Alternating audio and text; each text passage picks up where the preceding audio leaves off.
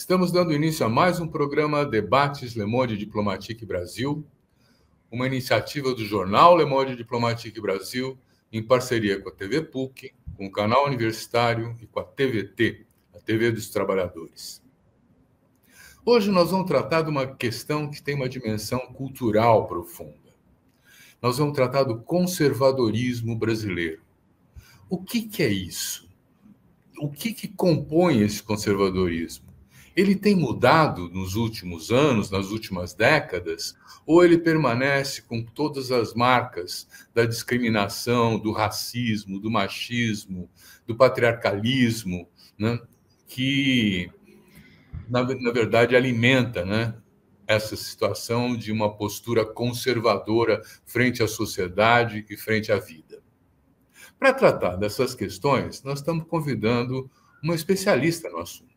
Eu vou apresentar para vocês agora a Marina Basso Lacerda. A Marina é doutora em Ciência Política pelo Instituto de Estudos Sociais e Políticos da UERJ, é pesquisadora do CENEDIC, que é o Centro de Estudos dos Direitos da Cidadania, da Faculdade de Filosofia da USP, é pesquisadora de pós-graduação em Ciência Política na USP, foi secretária executiva da Comissão de Direitos Humanos e Minorias e foi chefe de gabinete do Ministério dos Direitos Humanos e da Cidadania. E ela é autora do livro que nos fez convidá-la. Ela escreveu O Novo Conservadorismo Brasileiro, de Reagan a Bolsonaro, e foi finalista do 62º Prêmio Jabuti de Ciências Sociais e venceu o Prêmio Minuano de Literatura. Marina Lacerda, muito obrigado por estar aqui com a gente. É um prazer poder contar com você. Vamos tentar esclarecer aos nossos telespectadores, dar elementos para ele. Afinal, de que se trata quando a gente fala de conservadorismo? Eu queria começar com isso, né? Quer dizer, o conservadorismo está presente na formação histórica do Brasil e foi registrado por historiadores, por sociólogos, e ele tem uma série de elementos assim que são talvez até constantes na cultura brasileira, né? Então, quando você fala do novo conservadorismo, do que você está achando que mudou em relação ao que eu chamaria de velho conservadorismo? Olá, Silvio, obrigada pelo convite, um prazer, uma honra estar aqui, agradeço também aos parceiros, Le Monde Diplomatique Brasil, TVT e os outros parceiros, e agradeço pela pergunta.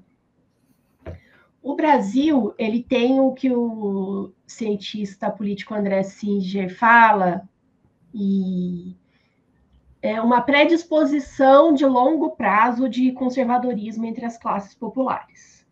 E um parênteses, isso não é só do Brasil. Essa predisposição popular das pessoas serem mais conservadoras ou mais de direita é uma tônica do mundo capitalista. Não fosse assim, o mundo não seria um mundo capitalista, dividido em classes sociais injustas, não seria um mundo marcado pelo patriarcado, um mundo marcado pelo racismo, por formas hierárquicas de distribuição de poder. Os mecanismos ideológicos de produção de entendimentos pela manutenção do status quo, eles são inerentes ao capitalismo, isso desde Marx, isso está claro. Mas então essa pergunta, o que é novo, né? Desde 2013, isso é um consenso, antes de falar de 2013, o que aconteceu com a redemocratização no Brasil? Nas classes políticas, passou a vigorar o que alguns cientistas políticos, sociólogos passaram a chamar de direita envergonhada. Ou seja, não é interessante, não era aceitável publicamente a pessoa se identificar como sendo de direita. Então, praticamente ninguém se dizia de direita. Hoje, tem alguns anos, isso mudou, né? Quase 10 anos isso mudou. Mas existia a direita envergonhada. E desde 2013, as manifestações de 2013, é quase um consenso de que elas foram o estopim da reativação da direita no Brasil. Um novo momento marcante foi 2015, e depois a eleição do Bolsonaro em 2018. Por quê? 2013, ninguém sabe exatamente o que foi, aconteceu ali. Há quem pense que foram estratégias de guerra híbrida, mas independente disso, foi a partir desse momento que a direita, ainda não identificada, não auto-identificada como direita ou conservador, voltou para as ruas em oposição ao governo Dilma. Ali o que unificava essas manifestações, essas bandeiras, era a pauta da corrupção, anticorrupção. Isso era o que unificava esses grupos, que é uma pauta legítima, é uma pauta importante, que foi apropriada naquele contexto por determinados grupos políticos. Então, isso é um fator. O estopim que deu a partir de 2013. Quais foram os fatores? Depois veio uma recessão econômica, que aconteceu mais ou menos nesse período aí no segundo governo, o primeiro e segundo governo Dilma, foi uma situação de pleno emprego, o pico de greves no Brasil, que também possivelmente fez com que as classes dominantes se alinhassem num projeto de derrubada do governo, sendo um governo de centro-esquerda, fortalecendo um discurso de direita. A Lava Jato, todo mundo sabe.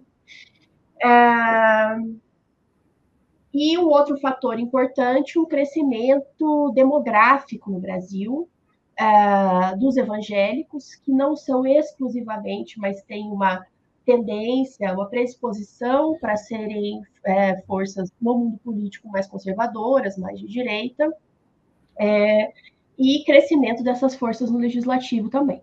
Então, várias mudanças aconteceram no Brasil nesse período. E eu quero retomar essa questão da força dos evangélicos, porque aí é uma mudança, porque você vai falar do agronegócio. O agronegócio é uma força conservadora estável no Brasil, desde a formação do Brasil até hoje, praticamente inabalável. Então, isso não é uma novidade no cenário político naquele momento.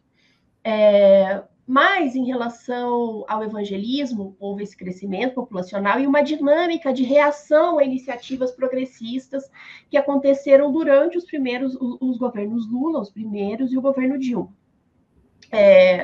Que foi... e não só dos governos, mas inclusive do judiciário, por exemplo, o reconhecimento do casamento homoafetivo, como era chamado então. Isso foi provocando uma dinâmica de mobilização e de reação com impacto político, com projeção de lideranças, com projeção do próprio Bolsonaro.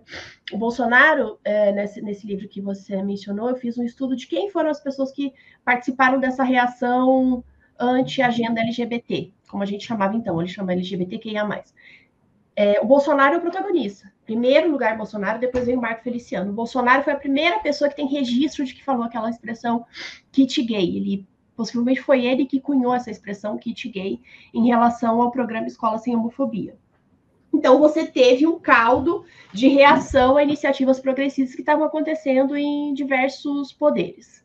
Teve outro elemento que surgiu aí, que ficou mais evidente mais recentemente, mas que começou a se movimentar mais nessa época, que foram as Forças Armadas, numa dinâmica também de reação, especialmente ao governo Dilma, Comissão Nacional da Verdade, parcerias do governo brasileiro com a China, um anticomunismo atávico, tanto entre militares quanto entre muitos grupos evangélicos. E esses diversos fatores somados foram criando esse caldo que dá nesse novo conservadorismo, nesse novo momento da direita no Brasil. Que é uma direita que não é mais uma direita envergonhada, que no caso do Bolsonaro era muito focado na pauta, nas agendas contra as mulheres, né? Agendas contra a população LGBTQIA+, uma agenda fortemente militarista, uma agenda pró-Israel, e que hoje, mas que não é um fenômeno estável. Hoje, se você olhar para as novas lideranças, se você olhar, por exemplo, para o Pablo Marçal, esses elementos não são tão relevantes, mas é muito mais relevante a ideia do empreendedor individual, mas que são elementos que se combinam, que fazem parte de uma mesma cosmovisão política. Qual é essa mesma cosmovisão política? Onde é que o empreendedorismo individual, o capitalismo, ele se encontra com essas pautas de defesa da família? Isso não é de hoje. Ele se encontra dentro da cosmovisão de que não é o Estado que tem que prover igualdade social.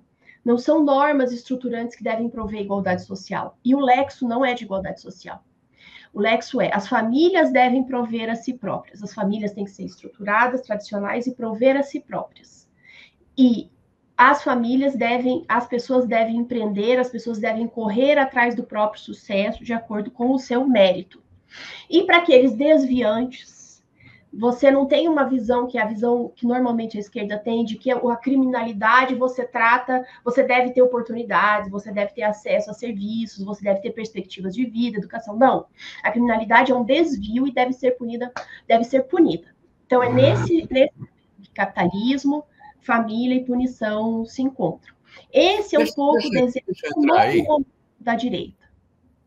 Não, porque tá ótimo isso aí, mas eu acho que a gente devia explorar um pouquinho mais de onde veio esse discurso, sabe? Quer dizer, e eu tenho acompanhado um pouco no plano internacional a presença, vamos dizer assim, dos think tanks, que são centros de formulação de estratégias políticas, que são de direita, que foram se implantando no Brasil nos últimos 20 anos. Hoje nós temos aí uns 30 think tanks conservadores, impulsionados por uma rede internacional chamada Atlas Network, né, que é financiada muito pelos Estados Unidos, pelos empresários americanos, para transformar governos para tentar desestabilizar governos de esquerda, né, e ampliar a presença no Congresso, nos parlamentos, dos setores conservadores.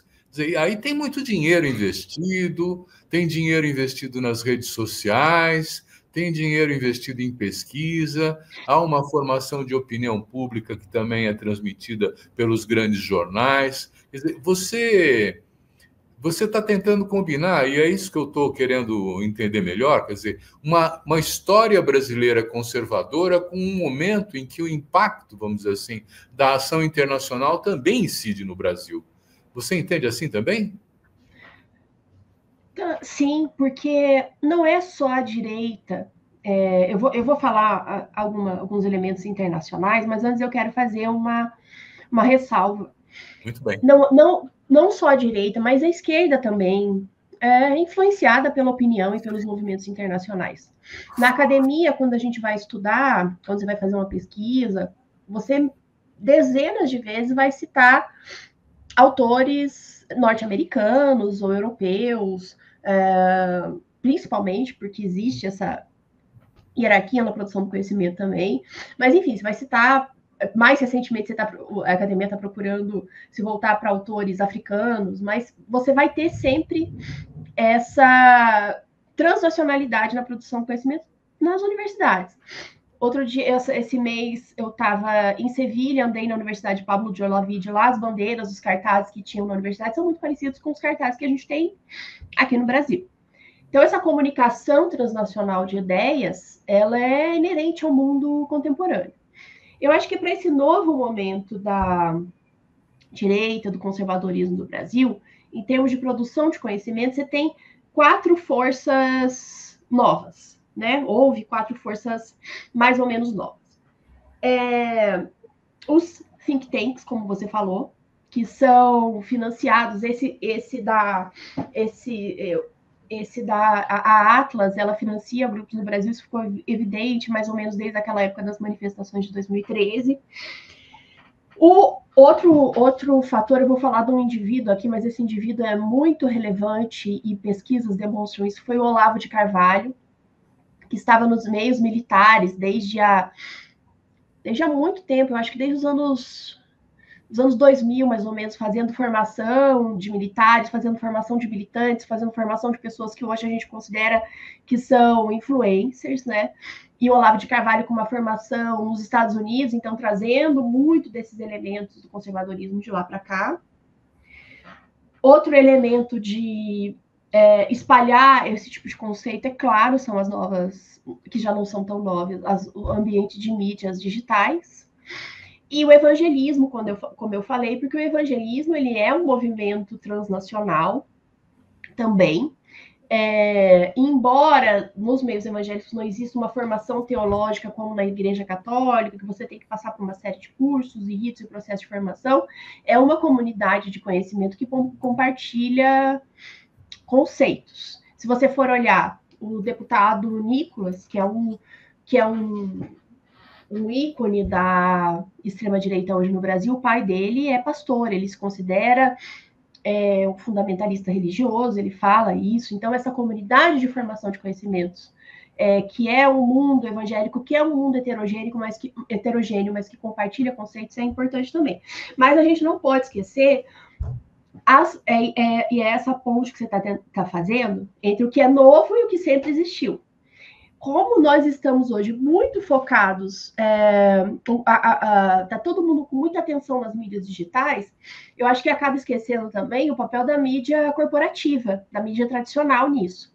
Então, a mídia tradicional, hoje em dia, a maior parte desses canais, eles são por uma pauta de igualdade entre homens e mulheres, por uma pauta de igualdade de gênero, por uma pauta muito importante de combate ao racismo, por uma pauta de promoção dos direitos LGBTQIA+, o que é muito positivo. Mas se você olhar o que é toda a agenda desses meios, é uma agenda pela austeridade fiscal. E a gente não pode esquecer que essa é a bandeira conservadora e de direita mais importante de todas. A manutenção do sistema econômico. Então, eu acho que... E isso é tradicional, isso não surgiu agora no Brasil. Então, o que eu quero dizer é que esses instrumentos de formação de conhecimento, de produção ideológica, eles se imbricam. É isso. Nós vamos fazer um pequeno intervalo e já voltamos. Tá legal.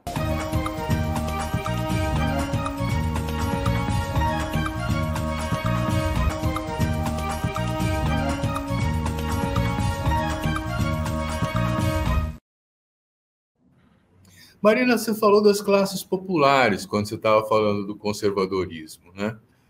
E as classes médias, hein, que estão assim, numa situação de não conseguir mais pagar as contas, estão insatisfeitas.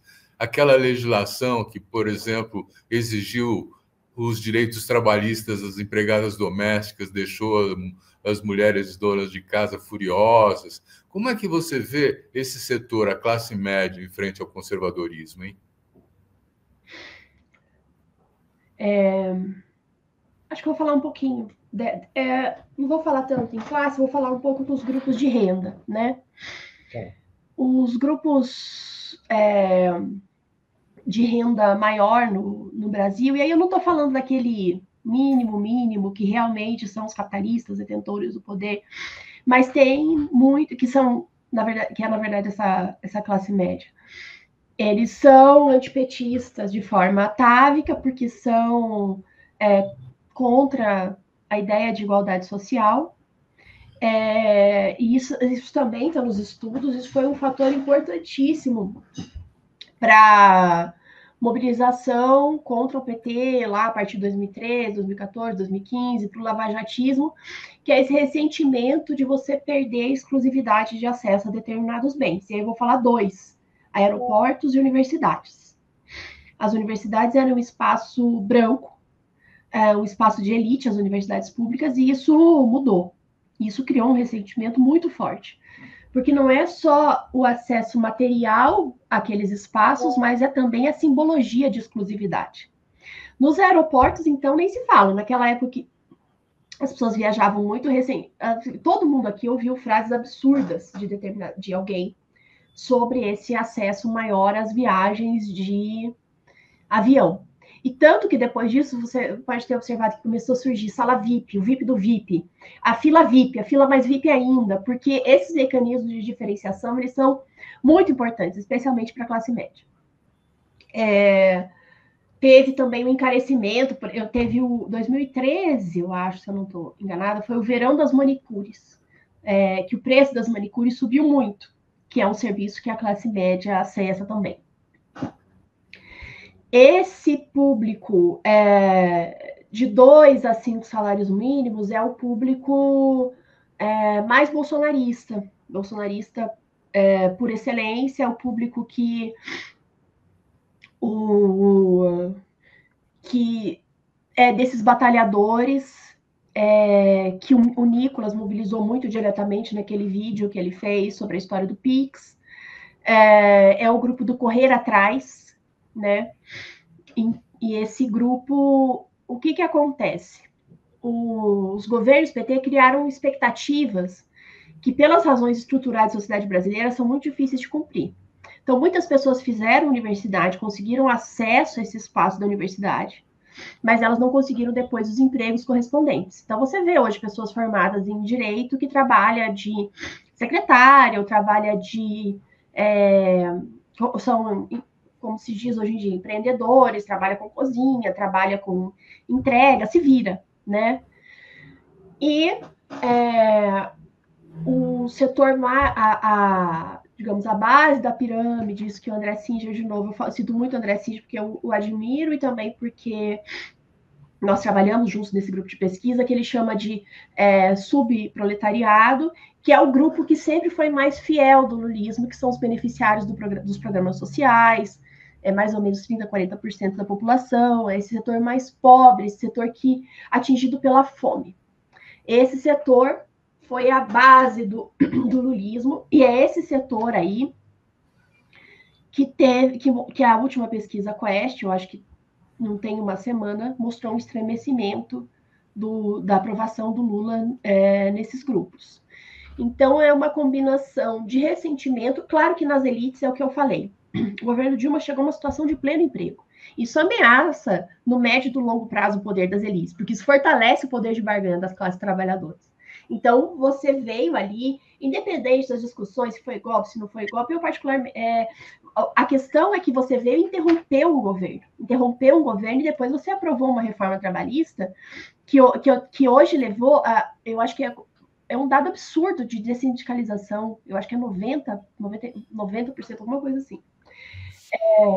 Então, as elites atuaram contra esse crescimento do poder das classes trabalhadoras, as classes médias ressentidas, esses setores intermediários frustrados pelas expectativas de uma ascensão social mais consolidada não terem se efetivado, e agora esse estremecimento aí no subproletariado. Então, Marina, olha, eu vejo também que essa direita nova, vamos dizer assim, é militante, né? Se você pega um MBL, ou mesmo a atuação dos evangélicos, ela tenta converter os demais, né? Então, de uma postura, vamos dizer assim, conservadora, mas que estava, como você disse, mais discreta, você passa a ter uma disputa na sociedade ideológica, que polariza, né? É assim mesmo? Exatamente. Para a ciência política, o conservadorismo, ele não é a posição dessa pessoa que está lá na vida dele, na casa dele, que quer viver a sua vida e quer que as coisas simplesmente continuem como estão. O conservadorismo, ele é um movimento organizado e não é um movimento passivo. Então, eu vou conservar as coisas e vou ficar aqui parado. Não. O conservadorismo é um movimento proativo. Essa é a definição do Samuel Huntington de conservadorismo, uma definição assim clássica. E é por isso que conservadorismo e direita são sinônimos que são termos que são equivalentes. Porque o conservadorismo ele não está parado porque a sociedade, qualquer sociedade está sempre em movimento. Então, para você conservar, para você manter as linhas mestras do status quo, você precisa atuar ativamente, conquistar corações e mentes, mobilizar politicamente, ter parlamentares, é tudo que a direita e a extrema-direita no Brasil fazem hoje. E tem tido sucesso, né? Desde 2015, ali o Congresso, ano a ano, cada vez mais com grupos conservadores. Então, tem tido sucesso na formação de pessoas, né, que se consideram cada vez mais... aquelas pessoas que se consideravam de direita hoje se sentem à vontade para falar que são de direita, e formando pessoas também que talvez não tivessem nenhuma clareza, nem para um lado nem para o outro, e que passam a se identificar com essa cosmovisão. Marina, então me conta uma coisa, quer dizer, como é que um Bolsonaro quase se reelege depois de ter feito uma gestão desastrosa que marcou o bolsonarismo como uma coisa execrável pelo Brasil lá fora? Veja o tratamento da questão da pandemia, eu nem preciso falar toda a série de coisas que fazem com que a gente identifique essa extrema-direita meio brucutu, meio troglodita brasileira, né? Sem muito manejo da política, né? Como é que você explica que ele tenha quase se reeleito agora? Isso tem a ver com a pergunta anterior. Eu vou citar aqui pesquisas de pessoas que fazem entrevistas com a população, ideias de outros pesquisadores. Em parte é porque o Bolsonaro e o bolsonarismo, eles encarnaram o antissistema. Que você estava me perguntando sobre a questão da ação que forma pessoas, que é uma ação proativa, né? Hoje, é muito possível, e alguns estudos indicam isso, que quem representa no Brasil o sistema e o status quo é a esquerda. As pessoas interpretam que quem está nas universidades, que a esquerda se deu bem, as pessoas de esquerda.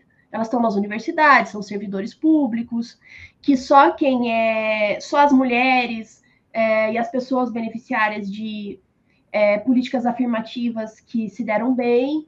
Então, a esquerda é vista como detentora do status quo e os trabalhadores, de maneira geral, veem que quem está querendo romper com esse sistema político que as exclui é a direita.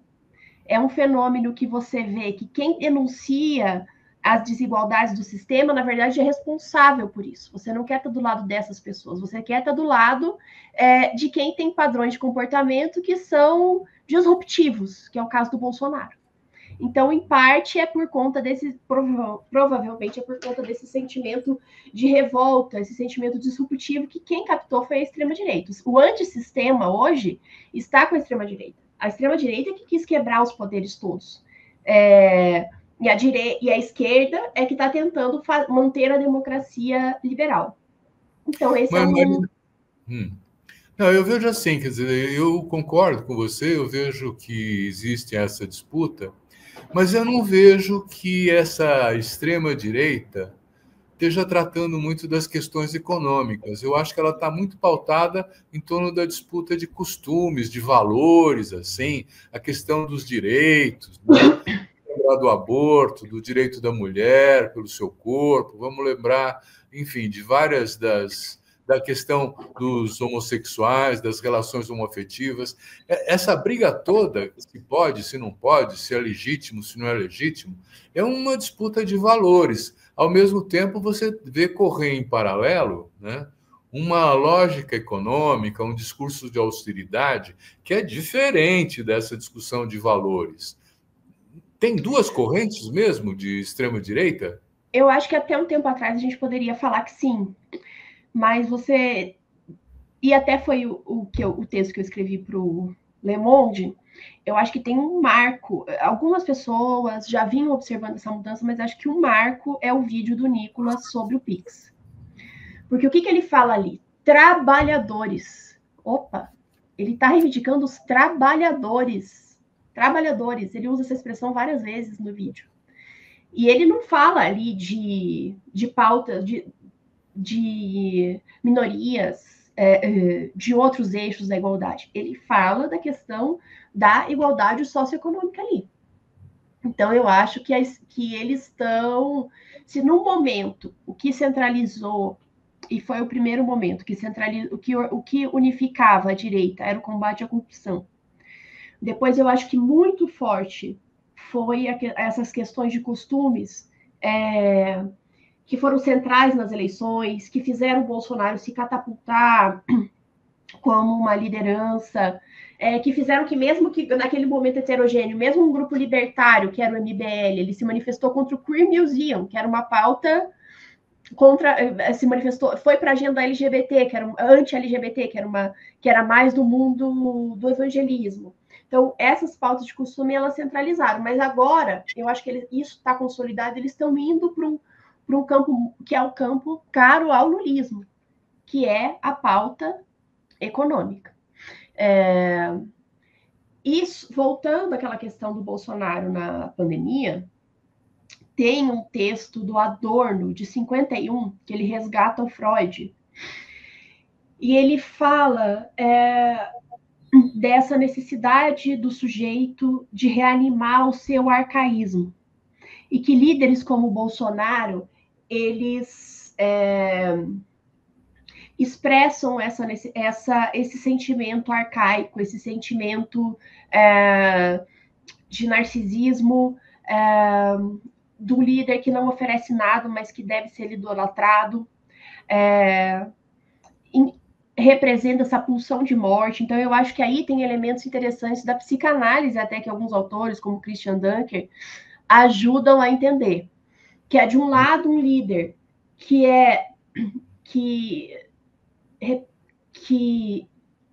encarna as pulsões de morte de uma maneira até muito literal, o Bolsonaro falando o tempo todo em matar, zombando das vítimas da pandemia, e do outro lado, a outra pulsão, a da sexualidade, falando o tempo todo em alusões sexuais, o golden shower, vou transar com você, e vários elementos, várias bravatas relacionadas à sexualidade. Então, ele escancara esses elementos e ele não faz nenhum compromisso entre as duas coisas. Ele não abre mão de nenhum prazer imediato, é muito isso que a extrema-direita faz, trabalhar com essas soluções simplistas. Então, um bandido, você prende e mata. Para a igualdade social, você empreende, abre um pequeno negócio e fica rico. Você tem as satisfações imediatas e pulsões de morte. Você não tem um compromisso entre as duas coisas, que é você manejar políticas públicas de mais longo prazo. Quem fala isso é o Christian Dunker. Eu acho que essa é uma chave muito interessante para entender esse fenômeno. Uhum. E lembrei até da medalha imbrochável, imorrível, incomível. Exatamente. O tempo todo. Marina, nós vamos fazer mais um pequeno intervalo e já voltamos, tá bom? Ok.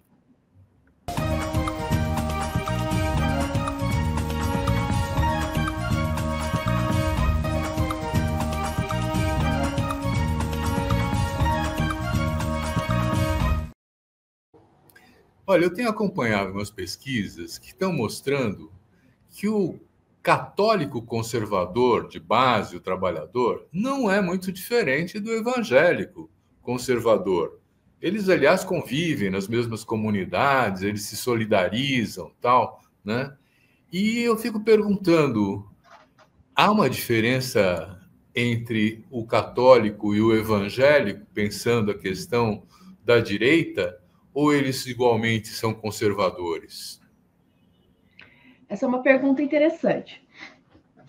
Se você olhar as pesquisas de opinião, os católicos, a maior parte dos católicos estão com Lula. E o evangelismo, antes você tinha no Brasil um fenômeno um consenso de que não existia voto confessional. Que por mais que a pessoa fosse evangélica de qualquer religião, ela votava de acordo com outros interesses. No máximo, tinha para o legislativo, o irmão vota em irmão. Tanto que a Marina foi candidata, o Garotinho foi candidato, e não receberam um voto evangélico massivo.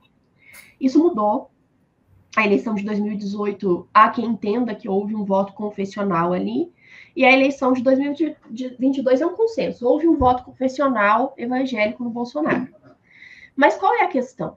Mesmo se você olhar os números, não é 100% do evangelismo que é Bolsonaro, e não é 100% dos católicos que são Lula, e não é 100% das classes superiores que são Bolsonaro, não é 100% das pessoas que estão nas classes do subproletariado que é Lula. Então, esses são recortes de análise, mas todo grupo social é heterogêneo. A pessoa que é evangélica, ela também é mulher, ela também tem uma raça-cor, ela também tem uma classe social, e ela é atravessada por todos esses fatores que vão chegar ali numa decisão de voto. Por que se fala muito em evangelismo e não em catolicismo quando se fala em conservadorismo? Primeiro, porque é o grupo demográfico em expansão, e depois porque o evangelismo no conservadorismo ele é mais vocal. E os grupos católicos mais conservadores, mais de direita, eles são mais discretos. E eles aparecem publicamente de maneira mais pontual. Por exemplo, há uns anos atrás, teve uma campanha da Fraternidade, que eu acho que o tema era amor.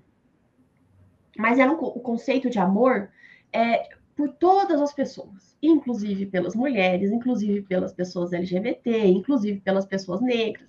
E aquilo criou um rebuliço, e grupos católicos de extrema direita vieram a público e falaram contra a campanha da fraternidade. Tanto que um católico conservador, mas daí um conservador moderado, que é o Dom Odílio Scherer, veio a público defender a campanha da fraternidade, que é uma campanha ecumênica. Então, os grupos católicos conservadores, eles atuam mais pontualmente, de forma menos vocal. Por isso que quando a gente fala em conservadorismo, os evangélicos, como as lideranças evangélicas, elas são mais evidentes. Mas, por exemplo, a ideologia de gênero, que mobilizou esses grupos por muito tempo, ela foi trazida ao Brasil por católicos de extrema-direita, não por evangélicos. Então, eu acho que é isso. Por conta das lideranças evangélicas serem mais vocais, mas não são as únicas, e porque o grupo evangélico está em expansão, mas nenhum grupo social é homogêneo. Então, existem católicos de direita, católicos de extrema-direita, até muito antes do evangelismo se tornar um grupo demográfico relevante. Então, existe isso, mas estatisticamente a maior parte dos católicos ainda está com o Lula. Uhum. Você tem alguns dados sobre cruzamentos de gênero, de raça, de classe social, para dizer quem é de direita e quem não é? O que a gente tem considerado muito para ver esses fatores, eu até estou pesquisando, tentando achar aqui a última pesquisa Quest, mas se a pessoa vota, se a pessoa foram aquelas pesquisas de quem votava no Bolsonaro ou não, porque como o Bolsonaro tinha uma pauta muito ideológica, isso acabou em grande parte refletindo a opinião da pessoa, se é de direita ou se ela é de esquerda, mas em geral estiveram mais, tem até um gráfico muito interessante do Biografia do Abismo, que coloca assim, eles pegam diversos recortes e colocam o apoio ao Lula e ao Bolsonaro. E nos extremos do Bolsonaro está mais apoio, ser evangélico e ser branco, e no extremo do Lula está ser negro. Isso é interessante. Então, aquelas pesquisas relacionadas às eleições, elas acabam sendo um retrato disso. Uhum. Agora, o Bolsonaro não está nas pesquisas eleitorais, porque ele está inelegível. Então, fica mais... e você não pode avaliar a aprovação do Lula como ser de direita ou de esquerda. Não é um recorte automático. A pessoa pode ser uma pessoa progressista que está insatisfeita com o governo, entendeu? E por que o conservadorismo está crescendo? A impressão que eu tenho é que ele está crescendo, né? Está crescendo. E por que ele está crescendo? Isso não é um fenômeno brasileiro, né? Isso é um fenômeno de muitos países. Porque você tem aí mais de 40... Vou tentar resumir assim, as discussões sobre isso. Você tem aí mais de 40 anos de neoliberalismo, que não só aumenta... O neoliberalismo ele é um programa que foi criado para aumentar novamente os índices de desigualdade. Esses índices de desigualdade em vários países do mundo vinham caindo por conta de um capitalismo moderado, um capitalismo com programas distributivos que veio depois das guerras. Então, o neoliberalismo ele vem para acabar com isso, para reconcentrar o poder econômico nas elites. E embora o neoliberalismo ele tenha tido momentos em que ele foi aplacado, por exemplo, no Brasil, nos governos Lula, que você tentou fazer modulações, na maior parte dos países do mundo, ele vem num crescendo e num aumento das desigualdades, numa precarização do mundo do trabalho, numa quase... hoje o emprego perdeu totalmente a centralidade, seja pelo neoliberalismo, seja pelas questões tecnológicas, que quem estuda as questões tecnológicas diz que a questão não é das questões tecnológicas, mas das escolhas políticas relacionadas à austeridade. Então, você tem uma desigualdade crescente no mundo que vai gerando vazios de futuro, vazios de perspectiva. A direita e a esquerda têm respostas para isso. Mas as respostas da direita, elas são respostas que têm um apelo muito maior. Porque elas são as respostas que dialogam com o imediato. É aquilo que eu estava falando, do compromisso entre pulsão de vida e pulsão de morte. Não, a esquerda, ela propõe compromissos, ela propõe políticas estruturais, ela propõe investimento. E na vida das pessoas, isso é muito difícil de visualizar. É muito mais fácil de visualizar. Bandido, prende e mata. Problemas econômicos, vou empreender. Vou cuidar da minha vida. Isso é uma linguagem, as respostas simplificadoras. E essas respostas simplificadoras são tão fortes que você vê que hoje vários grupos de extrema-direita, não só o Trump, eles são contra a agenda ambiental. Por quê? Porque é a resposta mais fácil. Porque a agenda ambiental ela vai provocar várias restrições no seu cotidiano. Você não quer saber disso. Então, são as respostas simplificadoras. E outro fator é um pouco esse elemento de vingança. Esse elemento que eu estava, sem muito sucesso, aqui tentando resgatar desses textos do Adorno, do Christian Dunker, que fala sobre isso, que você vê nesses líderes que têm posturas muito agressivas, você vê a possibilidade de você apoiá-los e de você se vingar. De você se vingar de um sistema que te exclui. E as expectativas, elas são sempre a expectativa de consumo, a expectativa de crescimento, ela é inerente ao capitalismo, mas agora com as redes isso é avassalador. Você acessa qualquer rede social e você vê muito mais do que as pessoas bonitas, as pessoas bem-sucedidas, as pessoas ricas, você olha dentro da casa das pessoas, as pessoas... Então isso te mata por dentro. Então essa expectativa imensa faz com que você queira apoiar líderes que se vinguem. Você quer se vingar de um sistema que faz com que você não tenha todas aquelas coisas que você gostaria de ter. E é por isso também que uma das respostas possíveis para que índices bons de emprego, como no Brasil ou como nos Estados Unidos do Biden, não garantam a aprovação daquele líder. Não garantam, porque você não quer isso, você quer muito mais.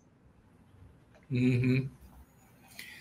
Agora nós estamos olhando para frente, né? Quer dizer, eu vejo que a tendência dos evangélicos é aumentar a sua participação no percentual da população brasileira. Ele tem tido uma trajetória crescente, né? Quer dizer, e eu penso que na dificuldade de encontrar novos caminhos, que eu compartilho com você, é muito difícil traçar isso do futuro hoje em dia, eu estou com a impressão que essa direita olha pelo espelho retrovisor. Ela quer recuperar uma vida passada que não tem mais.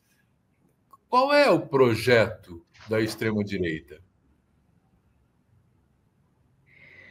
Olha, todo mundo que fala sobre conservadorismo e direita fala que as pessoas olham para o passado, para uma vida que não tem mais. Mas eu diria que olham para o passado para uma vida que nunca existiu. Esse mundo estratificado, de posições conservadoras, harmônicas, isso nunca existiu.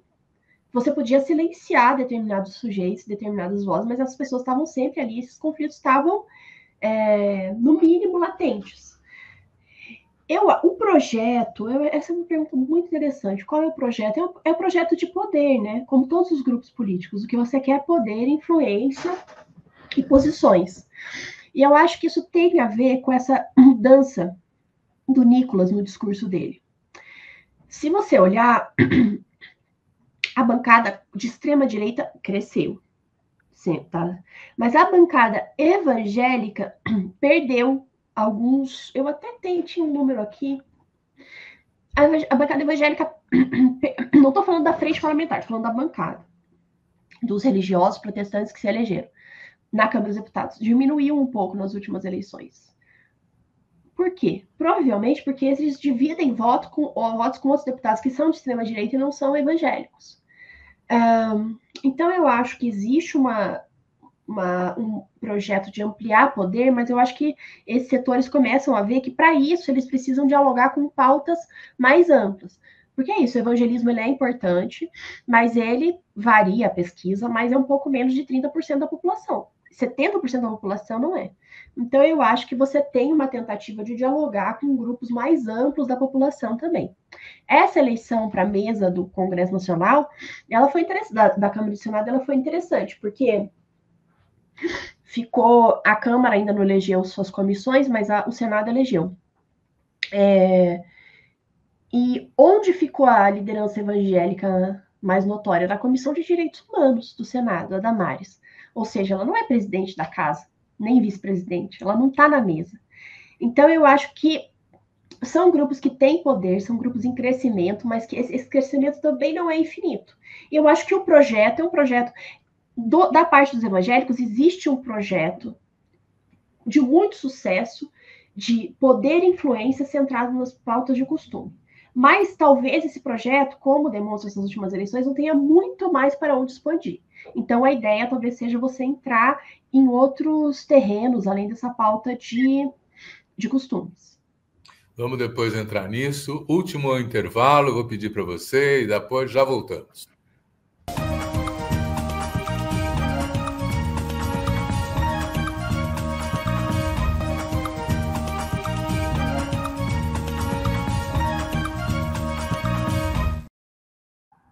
Marina, nós estamos chegando quase ao final do programa. O papo é bom, passa rápido o tempo e tal. Passa rápido, é.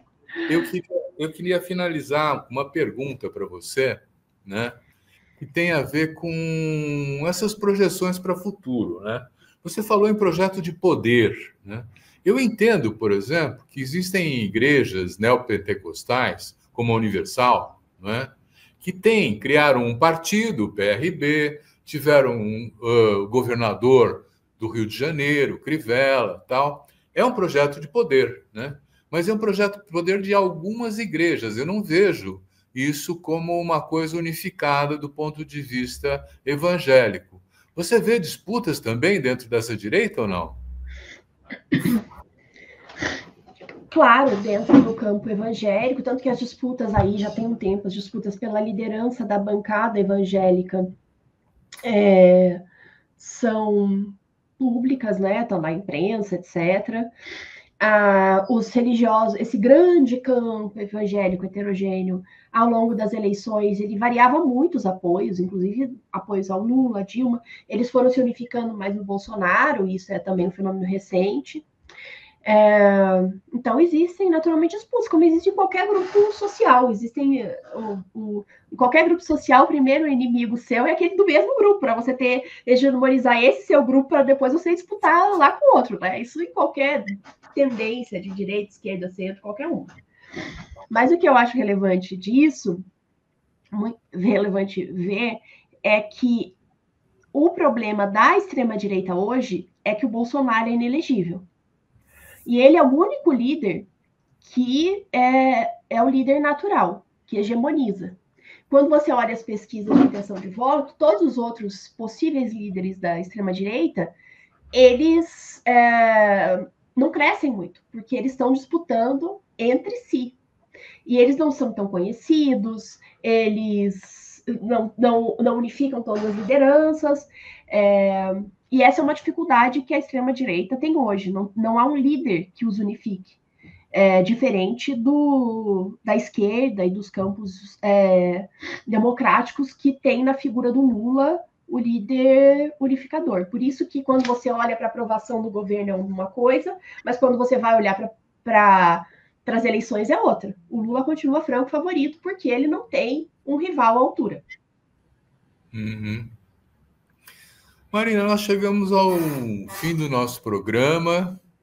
Eu quero agradecer muito a Marina Basso Lacerda por essa esclarecedora conversa que nós tivemos e agradecer também a você que nos assiste, dizendo, semana que vem tem mais. Obrigado. Obrigada.